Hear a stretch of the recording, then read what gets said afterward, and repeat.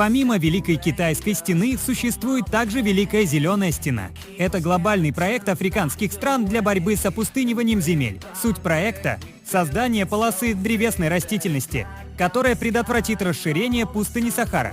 В 2030 году планируется засадить растениями полосу шириной 15 и длиной почти 8 тысяч километров. В работе участвует более 20 государств континента.